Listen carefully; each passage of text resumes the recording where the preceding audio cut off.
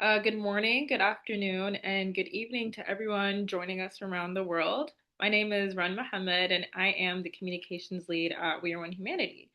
For those unfamiliar with our work, We Are One Humanity is a human rights publication that works to uphold human dignity and rights by sharing stories, fostering dialogue, and inspiring action against division and hate. On behalf of our team, it is my pleasure to welcome you to our first webinar of the year, Reshaping Justice, Shifting Powers in Prisons Through Legal Education, a special collaboration with the Justice Defenders. Our webinars are dedicated to unpacking what living courageously means in practice. Each webinar turns lessons learned into a simple promise, helping participants take small, concrete steps for a more humane, just, and peaceful world. And here's what you can expect from today's program. We'll first be introducing our partner and our speakers for our special collaboration today. After that, we'll have a Q&A, and we really encourage you all to engage with us by asking questions and sharing any reflections that you have in the chat. And lastly, we'll conclude with some future announcements and next steps ahead. Now, it is my pleasure to introduce our co-hosts for this webinar, the Justice Defenders. The Justice Defenders are an organization that works inside prisons to bring justice to those who need it most. They provide legal education, training, and practice within prison communities. People in prison and prison officers study law through accredited universities, graduate as paralegals and lawyers, and offer free legal services to their peers. By spotlighting Justice Defenders' model, this webinar will explore how legal empowerment strengthens communities facing marginalization and injustice. Today, we are honored to have our We Are One Humanity Executive Director, Faisal Lalani, moderate our panel. Faisal is a global community organizer with a background in building international coalitions, advising policymakers, and preserving human rights and democracy. He has worked all over the world, including in Nepal, South Africa, India, the UK, Sri Lanka, and the US, and has expertise in digital rights, education reform, public health, climate energy transitions, clinical psychology, foreign policy, and social movements. And now I'm going to hand it over to Faisal to take over with introducing our panelists and moderating our panel for today. We again encourage everyone to stay engaged by sending over any questions or reflections that anyone has throughout the Zoom Q&A chat. But yeah, now over to you, Faisal. Thanks, Ron, and welcome everyone. Um, I think it was 3 months ago now, I was invited to go to the Ford Foundation to hear a group I hadn't heard of before speak. It was the Justice Defenders. And I remember sitting there, and there was going to be this big presentation. There was a lot of, really brilliant people around, and I was blown away. I was astounded to hear what this group was, the impact that they've had, and how they do it. And we're going to dive into all of that in this webinar. This is an absolute thrill for me. I've been talking about Justice Defenders for a long time to a lot of different people. So, without further ado, I'd love to just introduce the people from Justice Defenders that we have here. First, we have Hamisi Mzari. He's the organization's acting legal practice lead in Kenya. His legal career was not forged, not in a traditional law lecture hall, but within the walls of prison, where he witnessed profound injustices arising from the lack of access to legal services while under incarceration. He actually had the opportunity to volunteer with Justice Defenders back in 2014, and he began teaching, mentoring, and offering legal aid to those who had no voice. It was through this work that he discovered his calling to defend those denied justice. He later earned a law degree from the University of London while supporting his family and helping build the Justice Defenders Kenya office from the ground up. He is now a senior legal officer and soon to be admitted as an advocate of the High Court of Kenya. From sitting in a prison cell to sitting at the same table as judges in the High Court of Milimani, he embodies the belief that no one is beyond redemption. Our second speaker, Isaac Ndegwa, is a passionate human rights advocate, a legal officer with Justice Defenders in Nyeri, Kenya, and oversees the operations of 7 prison-based legal offices within central Kenya. Isaac led a whole team of lawyers in pushing for the reforms of those detained indefinitely based on their intellectual disability. This led to systemic change in the law on offenders with mental disabilities. His passion for this work comes from his journey of incarceration, where the justice offenders offered him a law degree from the University of London, allowing him to turn his journey into something full of purpose.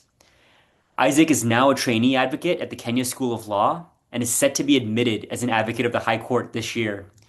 He is committed to ensuring that the voiceless are heard while ensuring that the rights of the vulnerable are enforced. So, everyone, please welcome Hamisi and Isaac. To kick things off, I want to address a quote that I hear quite a bit when you guys talk about your work. It's from Saint Oscar Romero, and the quote is, "There are many things that can only be seen through eyes that have cried." Hamisi, what does that mean? And what does that mean about your work and why you do what you do? Thank you, Faisal. Um, Good morning, viewers and my panelists from the US. Good afternoon, good evening, all our viewers across the globe. It's a pleasure to be here, and thank you for hosting this webinar. As Faisal has said, my name is Hamisi Mzari. I work with Justice Defenders, and maybe um, just to cheer up Faisal. I've just been confirmed as now the country program manager, Yeah. a promotion which came early this week. Congratulations. Thank you for your continued and unwavering support. Indeed, when we say that we are inspired by the words of Oscar Romero, that some things can only be seen through eyes that have cried, this symbolizes the work that we do, that we get empowered as defenseless communities in prisons who cannot afford legal services. We are given those skills by Justice Defenders programs, and one rises from being a defenseless person to being a defender of justice, having been equipped with the skills and the law in their hands to charter their own way towards achieving justice. And for us, justice is not about being exonerated. It's not about being declared innocent. It's not about being acquitted. For us, justice is having that opportunity to tell your story before a court of law. And we believe that each and every accused person has a right to be heard before a court of law, before they are punished or condemned for whatever that they're judged with. But as an organization, we go a step further and believe that the eyes that have cried, somebody who has gone through the justice system, he has faced the challenges, the ups and downs, is the best person equipped to be a champion of justice. And we do that through training of lawyers with collaboration with the University of London. And out of that, we get lawyers who now work as pro bono and assist the defenseless communities, standing one after the other. I'm a living example that it is possible to move from behind the bars to the bar. Once an incarcerated individual studied the law behind bars and now being admitted to the role of advocates in the High Court of Kenya, representing clients who were once in my position, clients who were defenseless, and now sitting in the same platform with judges who once were handling my cases and shaping the future of our justice system in Kenya and hopefully throughout the world. So what means to us the words of Oscar Romero is what many people will say, you are not being given fish, but instead you are being taught how to fish. And we believe that the wearer of the shoe feels where it pins the most. And therefore, as people who have gone through injustice, we feel that we are the best people to advocate for justice because we fully understand its intricacies. We fully understand how difficult it is when you are juggling the adversarial system of justice in our court system. Thank you. Thanks, Misi. I have so many questions here, and the one immediately that jumps out is why is the justice defenders necessary? Why did this approach start, or how did it start?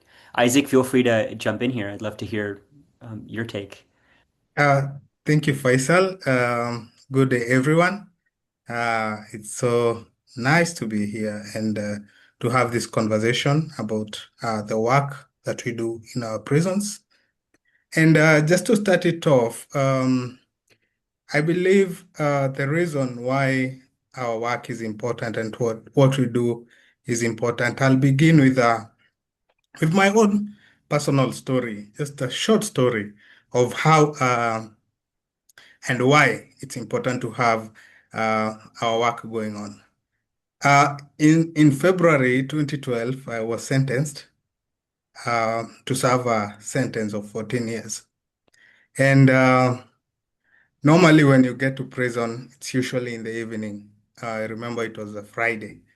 And I found myself stranded, not knowing what would be the next course of action.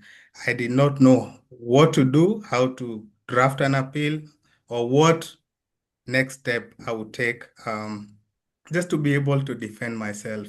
So I just found myself sitting just along a curb, along a pathway, stranded, and I realized that I was not alone, and for sure I can tell you that represents 90% of those who are incarcerated and cannot be able to afford legal representation. That represents 90% of those people who are in prison and do not know what would be the next course of action. And therefore, when now legal education came through justice defenders and we were empowered, I would say that it represents more of a way and a light through which we can be able to transform not only our lives, not only myself, but the 90% that is unrepresented, that is in prison. And that's why I believe the work that we do as justice defenders, providing legal education, which has been very transformative, which has brought a lot of transformation, a lot of direction, a lot of reforms within the prison system. Um, it took me a month to get my appeal done, whereas the law stipulates that I should file my appeal within 14 days. And the reason why it took a month is because there were no resources. The government could not be able to handle the pressure in as much as they are funded.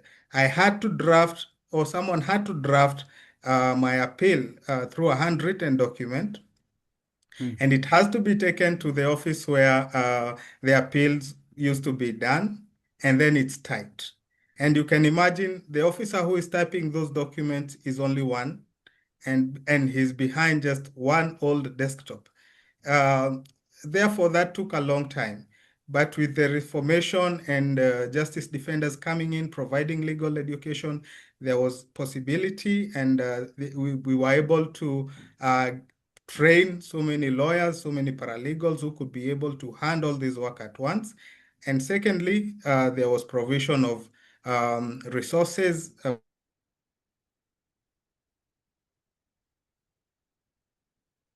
Is like you're breaking up a bit there.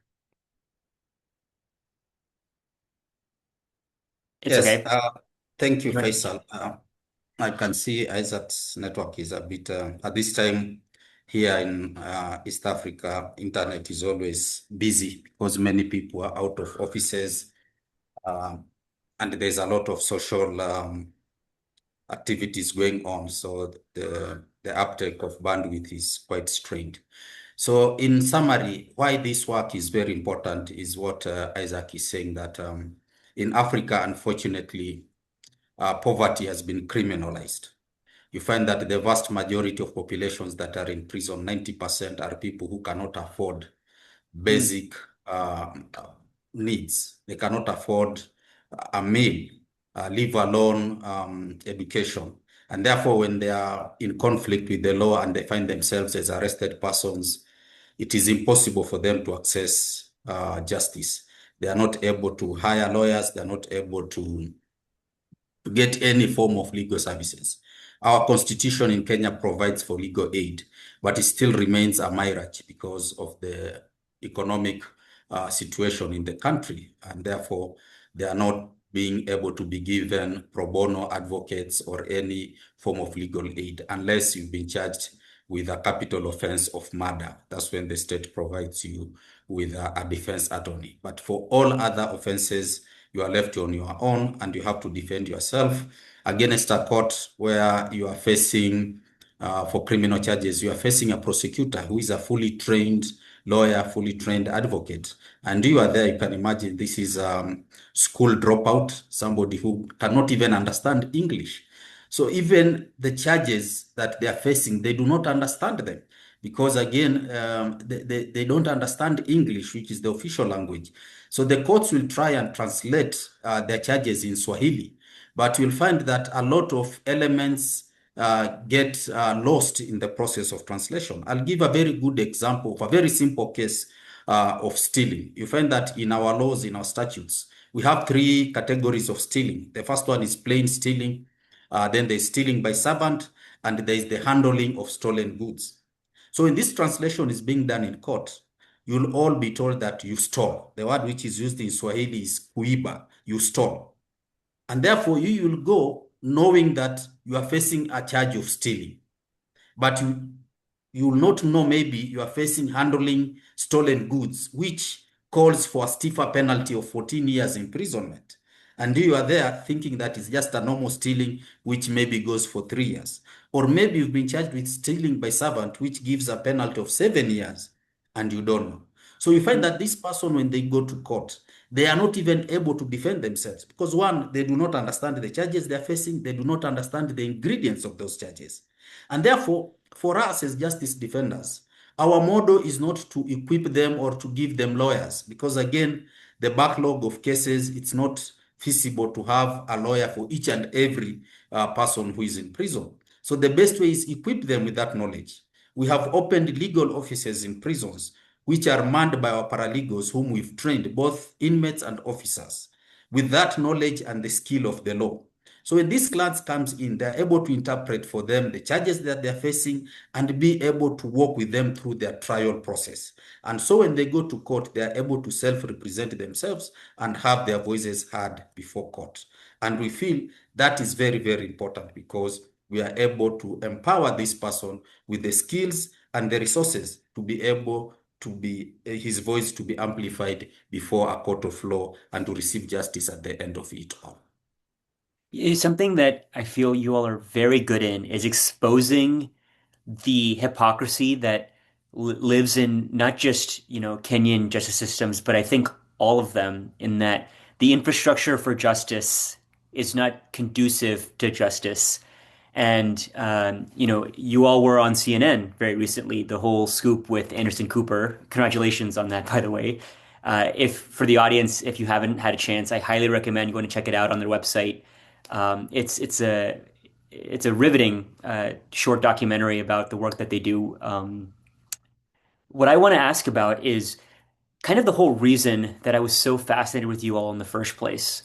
So, We Are One Humanity was born out of the idea that unification is still possible, that we can all still work together with a more creative, modern take on that theory of change that, we're all one humanity.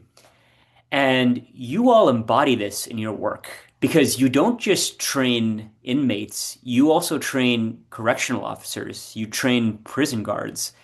I remember hearing this and I was very surprised because one, the stories that I end up reading, especially here in the US, are about, the abuses that inmates might suffer, usually at the hands of more adversarial guards or correctional officers. And I remember when you all were at the Ford Foundation, there was a panel and you actually invited some correctional officers to speak on it. And you had civic advocates, like civic rights legal advocates, and the correctional officers in one panel, and they were so surprised about what they were saying, like in a good way, that wow, they're actually in support of this kind of thing. So I want to dive into this a bit.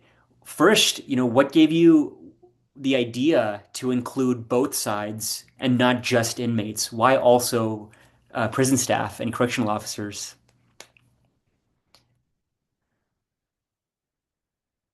Let me take that. Uh, the relationship between prison officers, correctional guards, and the inmates in Kenya has transformed through a journey of about, say, 20 to 25 years. Mm. Historically, it was really bad. And there was a perception that, a prisoner is not a human being. However, with the transformation that has been brought in, there was an open door policy that was brought about by the Kenyan Prison Service, who we really appreciate so much and who has been supportive to us. And with the open door policy, justice defenders and other organizations came in and brought the transformation. Again, there was the enactment of entrenchment of the new constitution in Kenya, which brought a lot of civil rights. And to be able to enlighten both the inmates and the officers, these programs, such as Justice Defenders, were programs were brought in prison, and therefore the setup that was created then was to have both prison officers and inmates coming in. And especially this was done by Justice Defenders, which is a unique way of creating cohesion within the prison system, coming in the same class, and taking off the tags of the inmate and the prison or correctional officer, and being in a class where we are able to learn as human beings, where we are able to learn and see how we can be able to make changes into the system. And therefore, the relationship between the prison officer and the correctional, the inmate, I'm sorry, has been able to promote our work in a very good way, because within the prison system, there are regulations. And therefore, when you have a prison officer within the class, then we are able to follow the regulations. We are able to have a seamless class, for example, or a seamless way to offer the legal services without a lot of interruptions, or without a lot of disconnection between the prison system and the prison community. Do you face any pushback from either side, prisoners or prison staff, when you try to put them in the same room together? Well, initially, yes, it was there. Initially, it was there, and it was really big because the dream looked so big, and it was out of reality. It was never imagined that a prison officer would be sitting in the same environment with an inmate, where they can be able to be discussing on how we can reform and enforce human rights within the prison system. Therefore, it faced a lot of challenges. It faced a lot of backlash in terms of taking away the perception that inmates or prisoners are not human beings, and they're not supposed to get these rights, including the right to have good education.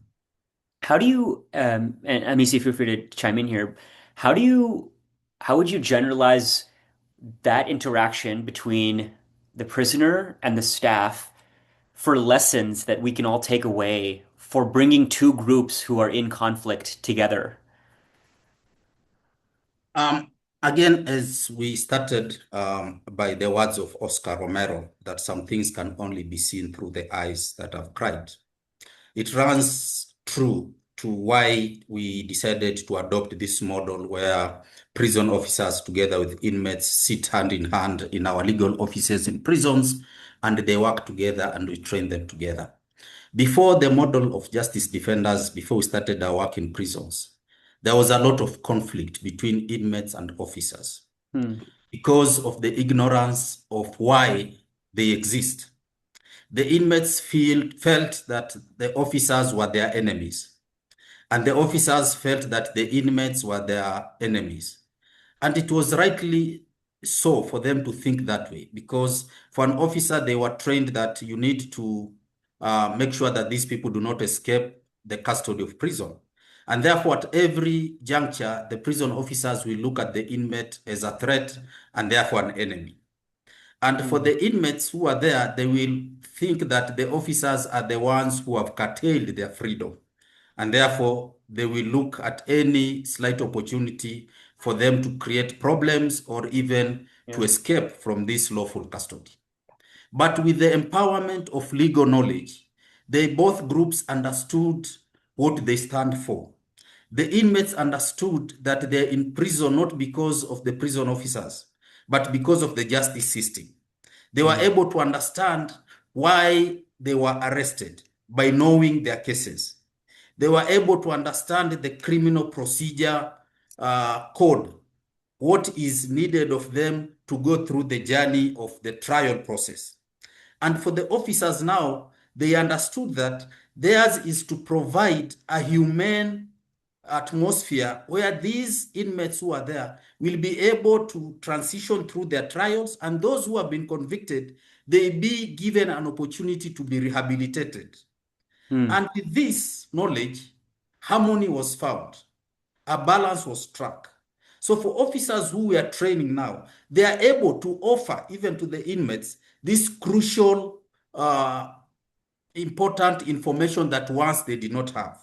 So an inmate will come, face an officer and say, I have this and this issue. This is my case. I don't know even why I was arrested. That officer, being a paralegal, will be able to explain to the inmate that the reason why you are arrested because of A, B, C, D.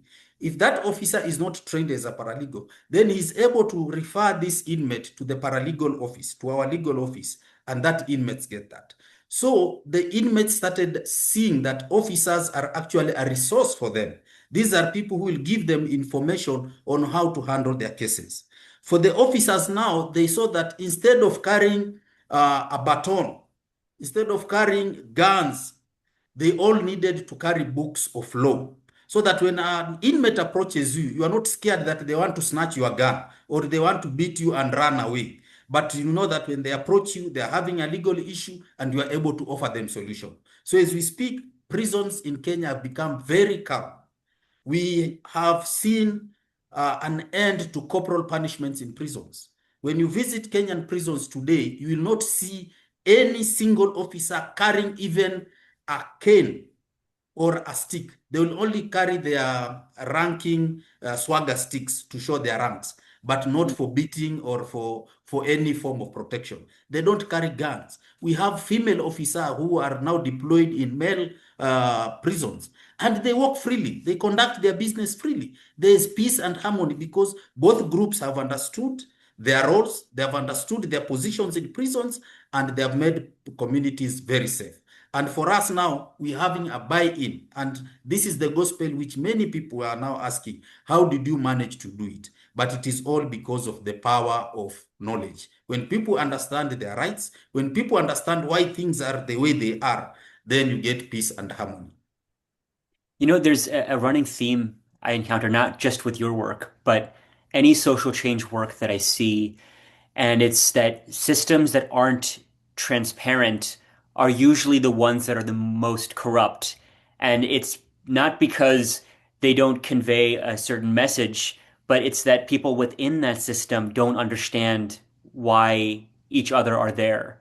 And I think your work exemplifies that to a T. And and there's an element of hope that's involved in your theory of change here, right? I mean, yes, you said there's a lot of power in having knowledge, but you also have to have the will, the fuel to say that I can transcend my circumstance here. I can work together with this person.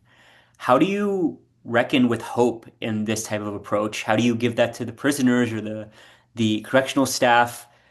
Yeah, how do you infuse that optimism? I will allow my brother to answer that, but briefly, as I've said, the biggest challenge for any inmate world over is freedom. Anyone who is under incarceration, the only thing they think about day in, day out is freedom. Hmm. So the moment you give them the way to gaining this freedom, be it through a fair trial process, which ends up with an acquittal, or with a sentencing, a conviction that is fair. You make that person relax. And with that, now the hope builds inside, because this inmate comes into prison, he's lost hope. And as Nelson Mandela, the iconic son of Africa, once said, there's nothing dangerous like having a human being who is hopeless, because Mm. he has nothing to live for. He can do anything. So the moment you bring hope to this inmate that there is a legal office here, there is a program being run by justice defenders that will ensure that you are having a fair trial process, that gives hope to those inmates. Our paralegals led one of the milestone legislation in Kenya, whereby we challenged the mandatory death sentence through a petition filed by our paralegals. Mm. This petition was successful, and it went all the way to the apex court in Kenya, the Supreme Court. And the Supreme Court agreed that indeed the mandatory death sentence was unconstitutional. This is the case of Francis Murwatetu Karioko and another. With this, a floodgate was opened whereby the Supreme Court said that all those who had gone to courts and they had been sentenced to suffer death, they were given an opportunity to go back to their trial courts and to do what? A very simple thing, which only paralegals who had worn the shoe of injustice could see in our justice system. A simple thing known as mitigation. That the Mm. laws in Kenya provided that for every accused person, once convicted, you had an opportunity to offer mitigation so that the courts will look at those circumstances and give you a lenient sentence, or look at the aggravating factors and give you a harsh sentence. But the law then said that if you've been accused of murder or a capital offense, the only sentence available was death penalty. So our paralegals went to court and asked this mundane question. Why were the drafters of the laws decide to put this option of mitigation for cases of murder and capital offenses if the only sentence that a judge can pronounce is death? Does it mean then the mitigation bears no circumstances on the judge? And the courts agree that indeed the essence of mitigation is to give a judge an elbow room to look at the circumstances of the offense and be able to give a sentence that is commensurate to the Mm. circumstances of the offender. So all those people who had been taken to the gallows, some were now facing life imprisonment after their death sentences were commuted to life sentences. Over 6,000 inmates were given an opportunity to go back to their trial courts and offer their fresh mitigations. And the Mm. courts looked at the circumstances there and the time that they'd spent in prison, the rehabilitation that they had gotten in prison, and over 6,000 inmates were released from prison. People who had lost hope, people who had never imagined that they were able to go back and reunite with their families. That in itself changed the entire jurisdiction of Kenya. Prisoners are now having hope, and they know that through the work of justice defenders, there is a glimmer of light that at the end of it all, justice will be dispensed. And this isn't just limited to Kenya, right? You all did a lot of work in Uganda, and correct me if I'm wrong, you're also coming to New York and trying to replicate this type of work there. I'm curious what your plan is to scale the Justice Defenders methodology and grow it to other locations that are different than the Kenyan context.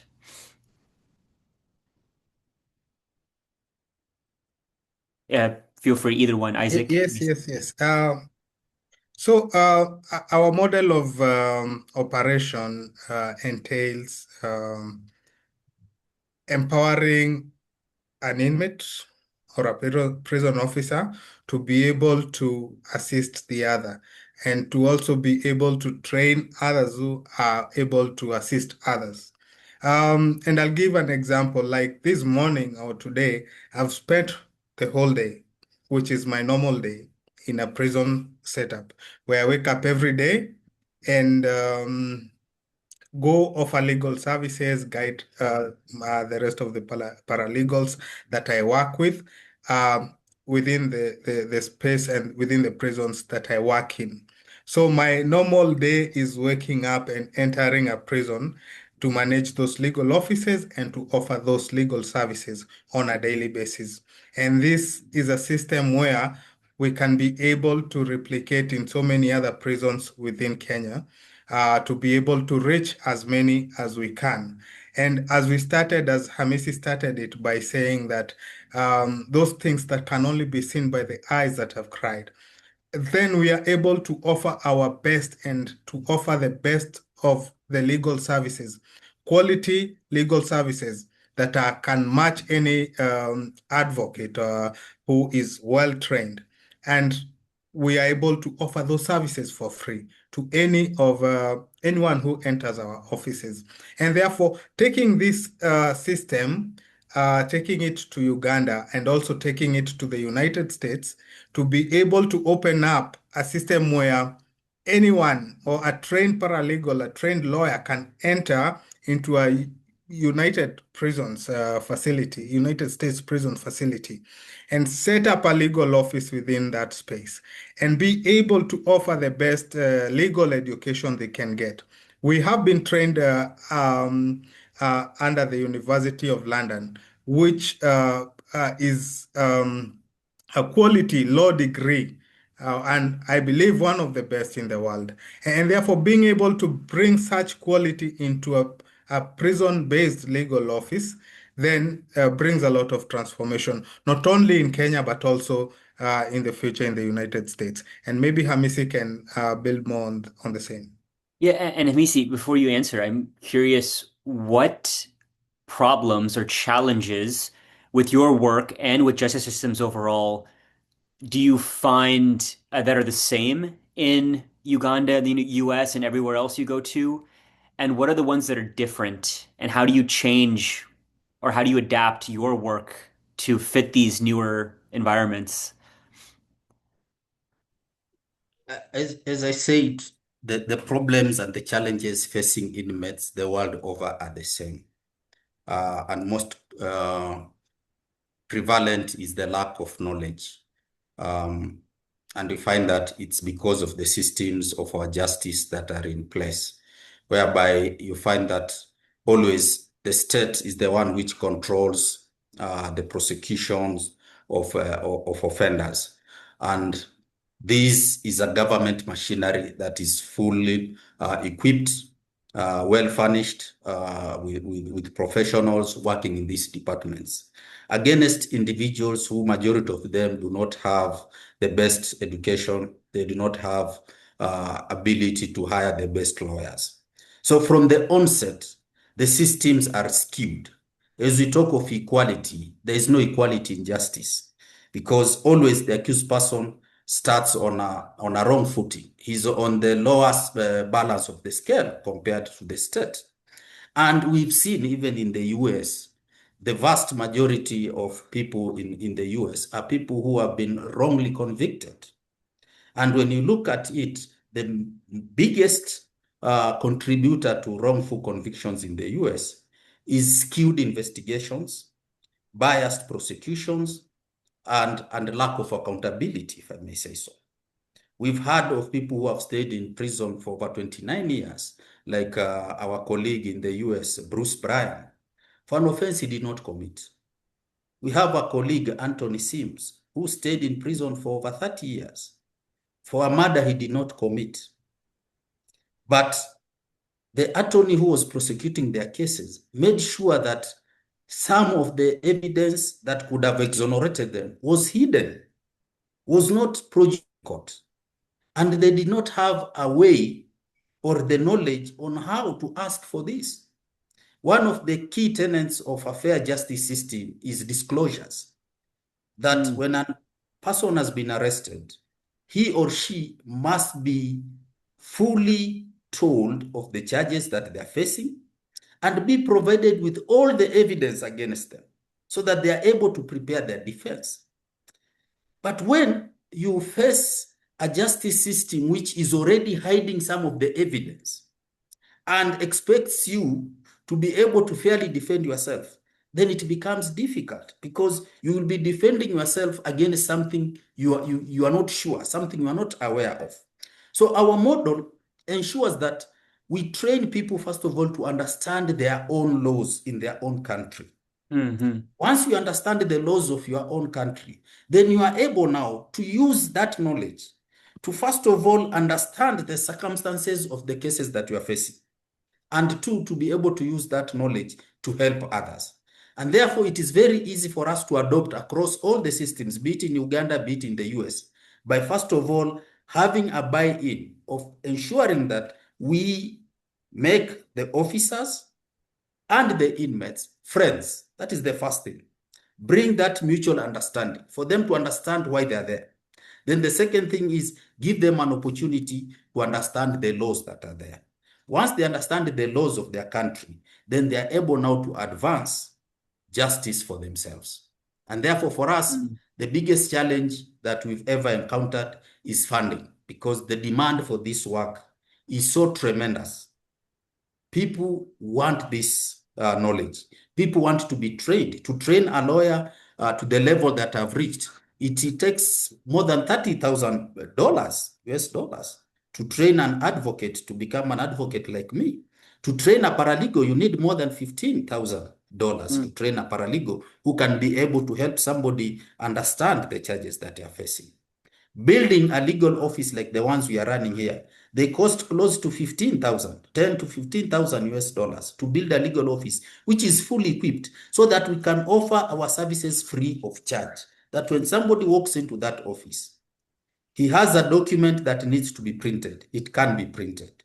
He has a document that needs to be filed in court. It will be filed free of charge. So all these require lots of resources. And once these resources are available, I believe this is a model that can be rolled across the world and be able to change systems and impact lives. Because when one person is incarcerated, a nation is incarcerated. When you incarcerate Hamisi, you've incarcerated my spouse, you've incarcerated my children, you've incarcerated my family. They'll not have peace, they'll not rest. But when Isaac is released, you've released a nation. His children are assured of having a meal at the end of the day. His wife is released. His community is released. And therefore, we believe that this model is adoptable across any legal system in the world. You know, you've both touched upon the mechanics of what makes a good justice system. You've talked about how to translate your approach in different ways and how there's also no need to translate it because of a lot of things that are universal.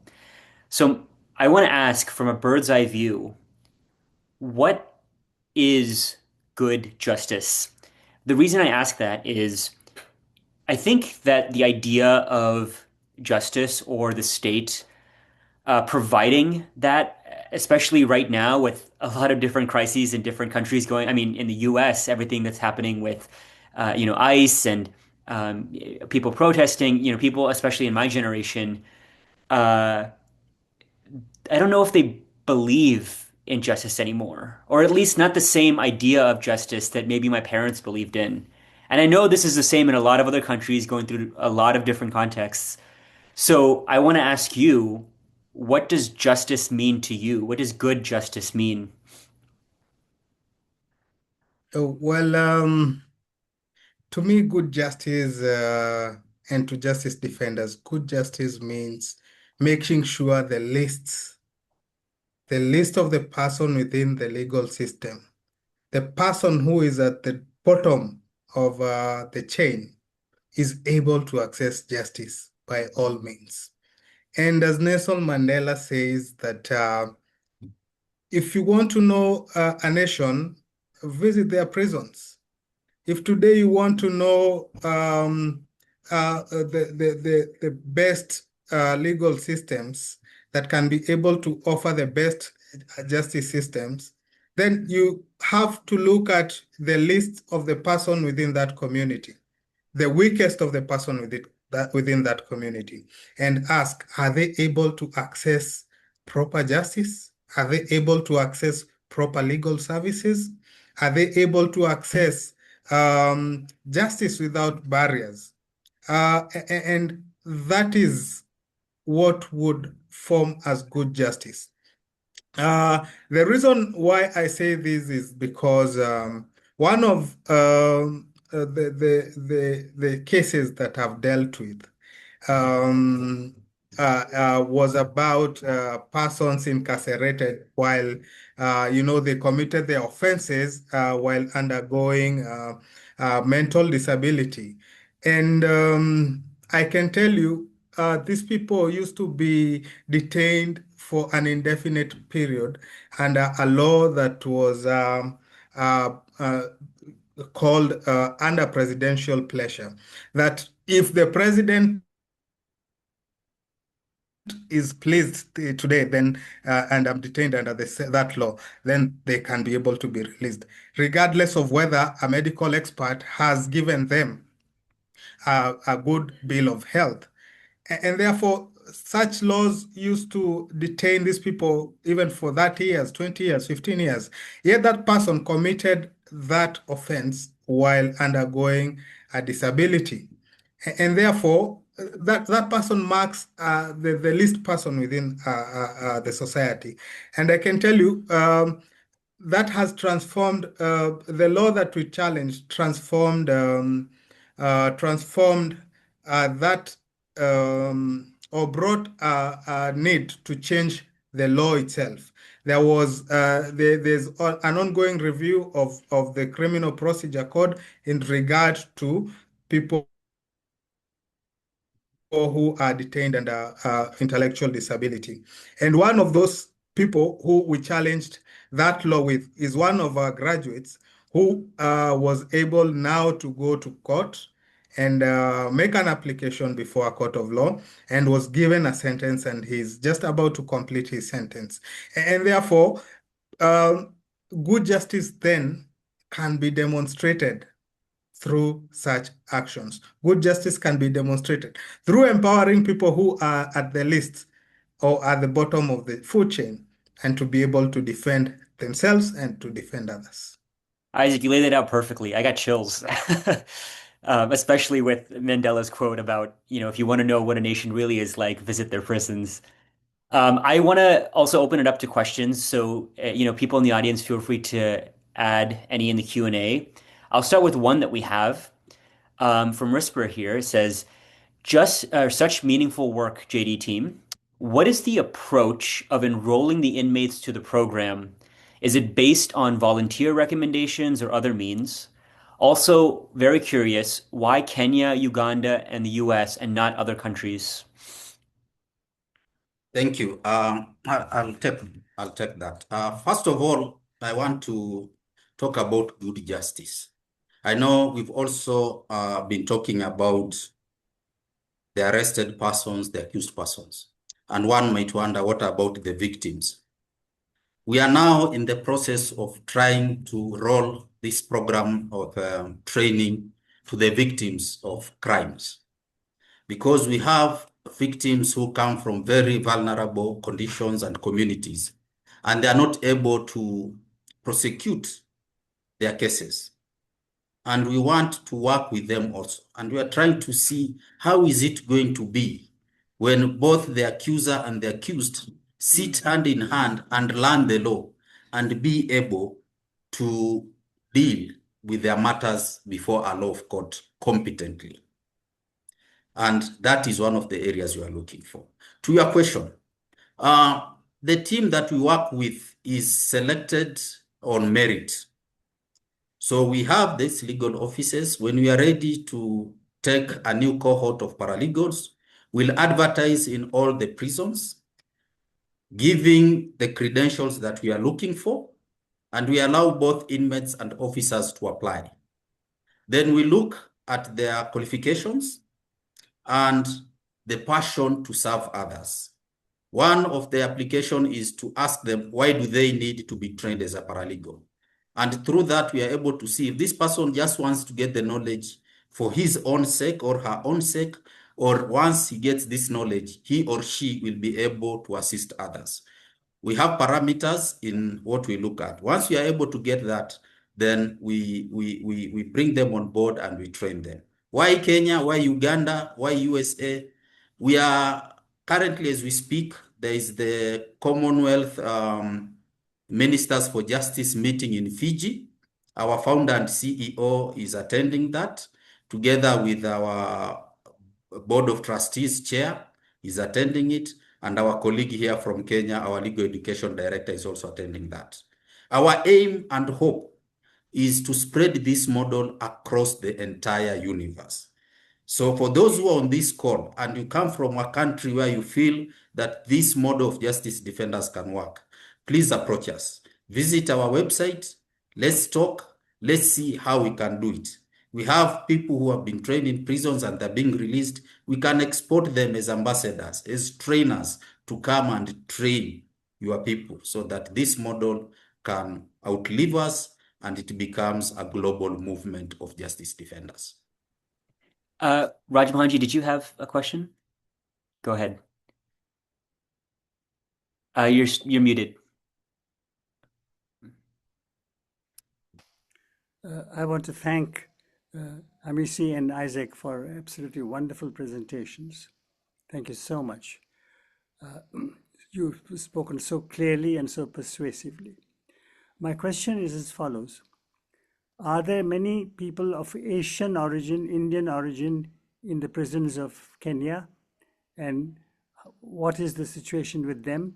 What is their response to your approach?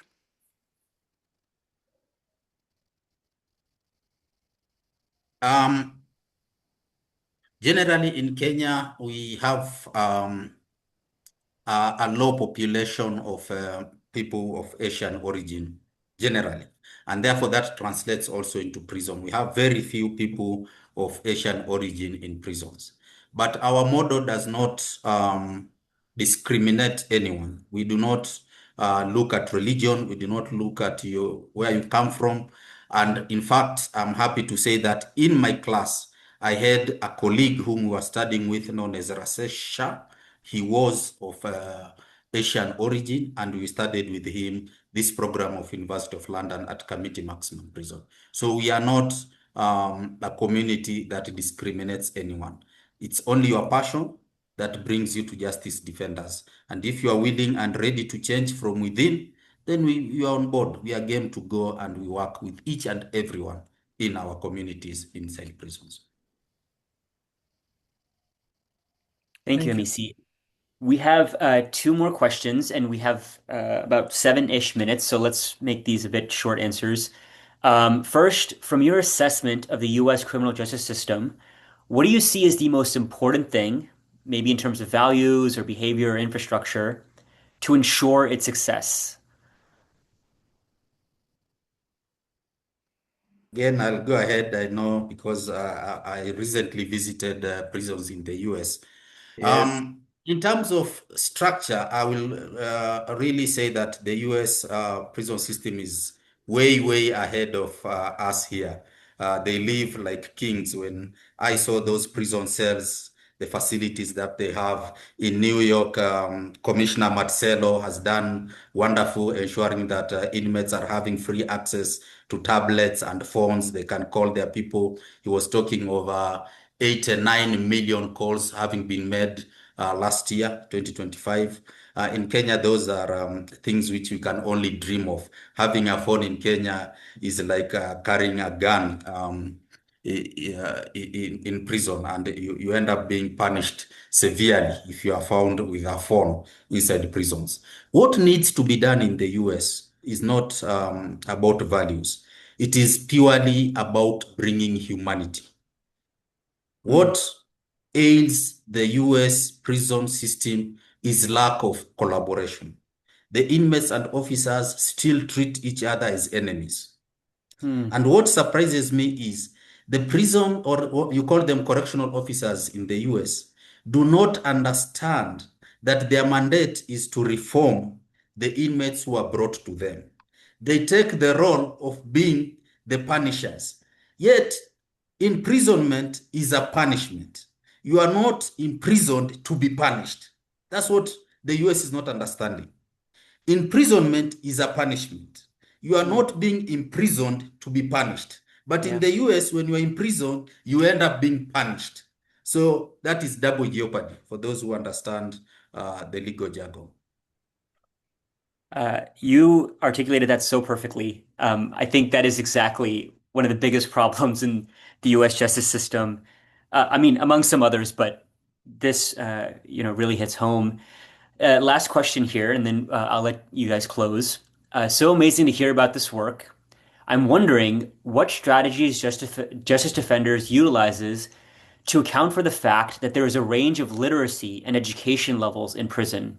How do you ensure that learning the law is accessible to everyone? Well, I would say, as Hamisi said, we are open to welcoming anyone who is qualified to learn. And also, the qualifications are based on the fact that we are looking at starting the education progressively up until someone is admitted to the bar. Therefore, we ensure that the qualifications align to what the bar course provides for under the Kenyan system. However, within the prisons, we also create sensitizations. And we encourage the clients who are, or rather the inmates who are within the prison systems, to pursue education and basic education, which is also provided for within the prison systems. One of our colleagues, who is a fellow legal officer, was able to sit his high school examination in prison. He was able to get the qualifications and he was able to join the University of London Law Program, courtesy of Justice Defenders. Therefore, as much as we also set the qualifications to be strict, this is meant to ensure that the quality of the legal services we provide is on top. We Mm. also encourage those who are within the prison system to upgrade and to ensure that they get to learn more and to meet the qualifications and to be able to join our program. Excellent. Thank you. Thank you both. We're just at one more minute here. And Isaac, I know you wanted to have maybe we can have a very quick closer. But I just want to quickly extend my appreciation to both of you. This was riveting. I took so many notes, and be sure that I will be pestering you both on WhatsApp very soon about all of this. So Isaac, feel free to end with a very quick note. Okay, I'll end by saying that Justice Defenders is a community of unlikely allies. We are a community that we encourage everyone within the society to join.